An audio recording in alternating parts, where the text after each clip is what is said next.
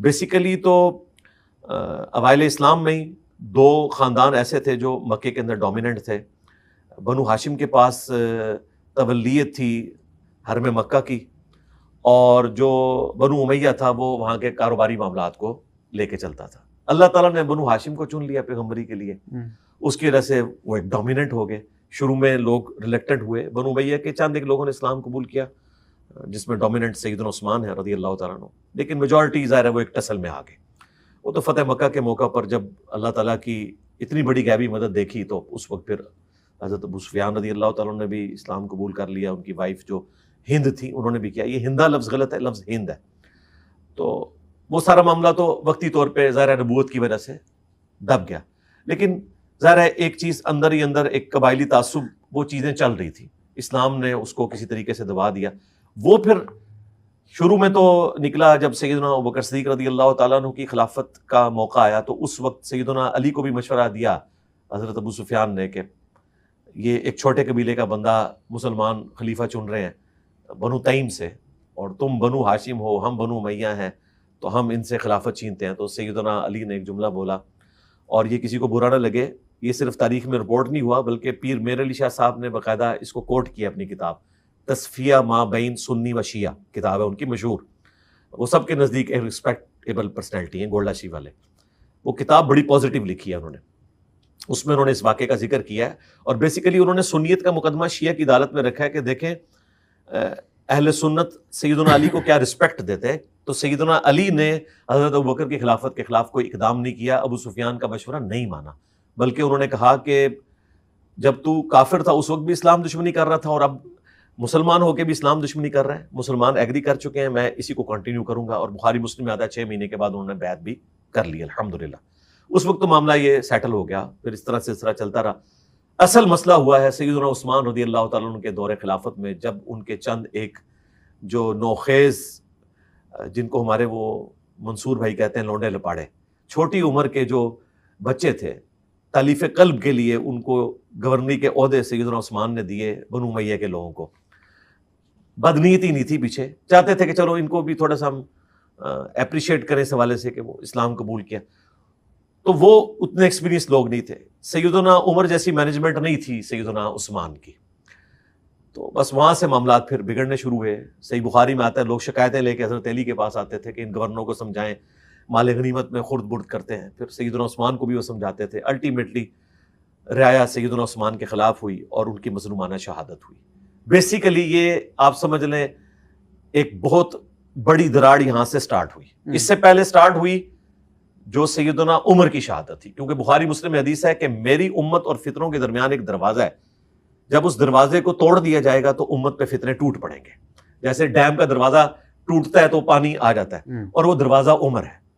ہمارے استاد ڈاکٹر اسرار صاحب رحمہ اللہ تعالیٰ، چونکہ ان کی اس فیلڈ میں ایکسپرٹیز نہیں تھی، تو وہ سیدنا عثمان کی شہادت سے سٹارٹ کرتے تھے. تو میں نے ان کو ریبٹل کیا تھا کہ نہیں، نبی علیہ السلام نے اسے سیدنا عمر کی شہادت سے سٹارٹ کیا. اس کے پیچھے ریزن یہ ہے کہ سیدنا عمر کی مینجمنٹ بڑی مضبوط تھی. سیدنا عثمان 72 ایئرس کی ایج میں خلیفہ بنائے گئے، اور ایک ایجڈ بندہ، پھر ان کی طبیعت کی نرمی، اور پھر اس سے بڑھ کر مروان بن حکم اور اس کا والد جن کو نبی علیہ السلام نے مدینہ بدر کیا تھا وہ ان کو لے آئے اور اپنی بیٹی کا رشتہ بھی کر دیا.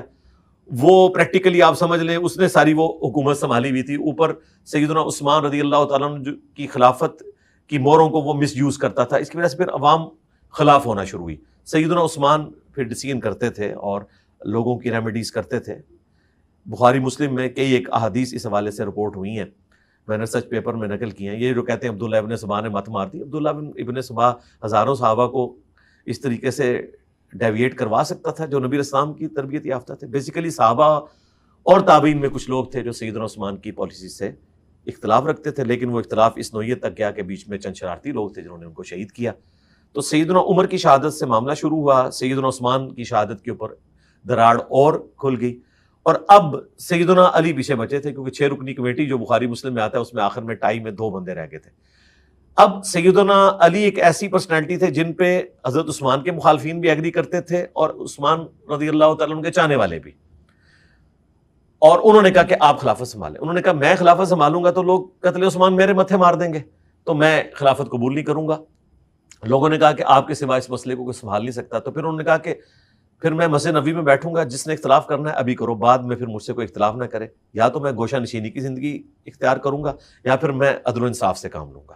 اس وقت تو لوگ ایگری کر گئے کہ جی ٹھیک ہے ہمیں عدل و انصاف چاہیے, لیکن وہ مولا علی کا عدل و انصاف پھر کسی کو ہضم ہونا تھا.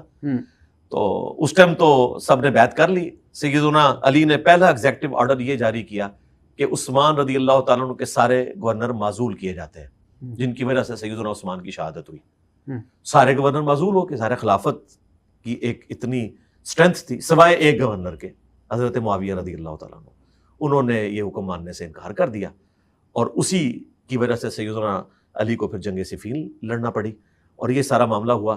اور پھر صلح حسن کے اوپر وہ کنکلوڈ ہوئی. اب میں یہ بیچ والی اسٹوری شارٹ کر رہا ہوں, جسے شوق ہے ہماری ویڈیوز دیکھے. الٹیمیٹلی پھر صلح حسن میں جو شرائط طے پائیں, ظاہر صلح کا مطلب ہی شرائط کے اوپر ہوتا ہے, ان میں سے ایک شرط یہ تھی کہ اگر تو حضرت حسن زندہ رہے حضرت معاویہ کے بعد تو خلافت ان کے پاس واپس آئے گی, ورنہ امت کو شورا پہ چھوڑا جائے گا. اس وقت تو حضرت معاویہ ایگری کر گئے, لیکن وہی بات کہ جب ساتھ کے لوگوں نے سیدنا حسن کو بھی شہید کر دیا گیا, تو پھر ساتھ کے لوگوں نے مشورہ دیا کہ حضرت آپ کا بیٹا جو ہے اس سے زیادہ اہل کون ہو سکتا ہے, تو آپ اسے نامینیٹ کریں. تو بخاری میں آتا ہے انہوں نے اپنی وفات سے 4 سال پہلے لوگوں سے بیعت لینا شروع کر دی, لیکن اس وقت بھی سیدنا حسین نے بیعت نہیں کی, اور عبداللہ ابن زبیر نے بھی بیعت نہیں کی, عبداللہ ابن عباس نے بھی بیعت نہیں کی, عبداللہ ابن عمر نے بھی بیعت نہیں کی. بعد میں عبداللہ ابن عمر نے کر لی کہ بھئی اس طرح نہ کریں آپ.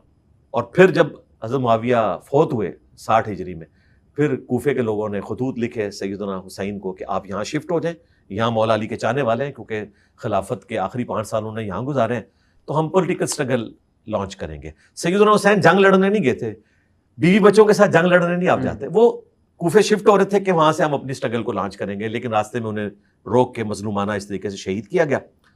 اور پھر امت کے دل میں یہ جو دراڑ پڑی تھی اور کھلی ہوگی کہ یار دیکھو پہلے حضرت علی کا ساتھ نہیں دیا, حضرت علی تو تینوں خلفاء کے ساتھ رہے, جب ان کی باری آئی تو انہوں نے جنگیں لڑنا شروع کر دیں.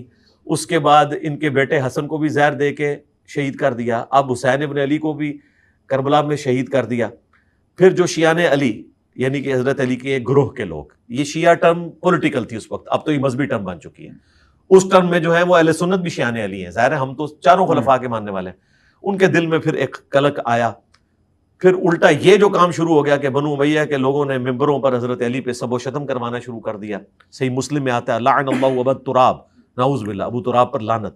صحیح مسلم 6229 نمبر حدیث ہے یہ. اس قسم کے جب غلیظ الفاظ نکلے تو پھر ظاہر نیچے سے ریونج آنا تھا, ٹھیک ہے. اور پھر اس ریونج کا نتیجہ یہ نکلا کہ شیعہ اس ایکسٹریم کو چلے گئے اور اہل سنت اس ایکسٹریم کو چلے گئے. لیکن اللہ کا شکر ہے ایک طبقہ جو اہل سنت منہج کے اوپر تھا وہ ہمیشہ اعتدال پر قائم رہا. اس کا ثبوت یہ ہے کہ جب عمر بن عبدالعزیز 99 ہجری میں خلیفہ بنے اور وہ بنو امیہ سے ہضم نہیں ہوئے, حالانکہ ان کے خلیفہ تھے, حساتی طور پہ بنے, 101 ہجری میں ان کو زہر دے کے قتل کر دیا. 38 سال عمر تھی, میری 47 ایئرز ہے, یعنی مجھ سے بھی وہ آلموسٹ 9-10 سال چھوٹے تھے, تو دنیا سے چلے گئے پوری دنیا کے اوپر اثر چھوڑ کے. انہوں نے آتے ہی بنو امیہ کے وہ سارے حکم ریورس کیے, زمینیں واپس کی. ایون فدق کا جو معاملہ تھا سیدنا ابوبکر کا ڈیسیژن بھی چینج کر کے وہ آل فاطمہ کے حوالے کر دیا اور اسلام کے پہلے مجدد قرار پائے. اسی لیے امام جعفر صادق رضی اللہ تعالیٰ عنہ کہا کرتے تھے کہ اس امت میں اگر مہدی کے مرتبے کو کوئی شخص پہنچ سکتا ہے تو وہ عمر بن عبدالعزیز ہے. اتنی ان کی رسپیکٹ, وہ پہلے اسلام کے مجدد ہیں. وہ ابو داؤد میں حدیث ہے صدی کے کنارے پہ مجدد آئے گا. تو 99 ہجری میں بنے, 101 ہجری میں ان کو شہید کیا گیا. انہوں نے آ کے اہل سنت کا قبلہ بالکل درست کر دیا. سیدنا علی پہ 60 سال سے جو سب و شتم تھا وہ ختم کروایا, وہ پھر دوبارہ نہیں ہو سکا. اللہ کا شکر ہے عمر بن عبدالعزیز وہ واحد مجدد ہیں جنہیں سنی اور شیعہ دونوں پہلی صدی کا مجدد مانتے ہیں. یہ ایک مجدد ہے جس پہ امت متفق ہے, اور آخری مجدد امام مہدی ہوں گے. بیچ میں اختلاف ہے, سنیوں کے اندر بھی اختلاف ہے, لیکن پہلا اور آخری سب کے درمیان جو ہے ایگریڈ اپان ہے. یہ میں نے آپ کو ساری ہسٹری اس لیے بتائی کہ اللہ کا شکر ہے اہل سنت کو میں بہتر اس لیے سمجھتا ہوں کہ انہوں نے غلو کا راستہ اختیار نہیں کیا, اس اعتبار سے کہ انہوں نے اہل بیت کے ساتھ بغض کا اظہار نہیں کیا اہل سنت کے محدثین نے. باقی جو ہمارے اندر ناسبی گھسے ہوئے ہیں ان سے تو ہم اعلان برات کرتے ہیں.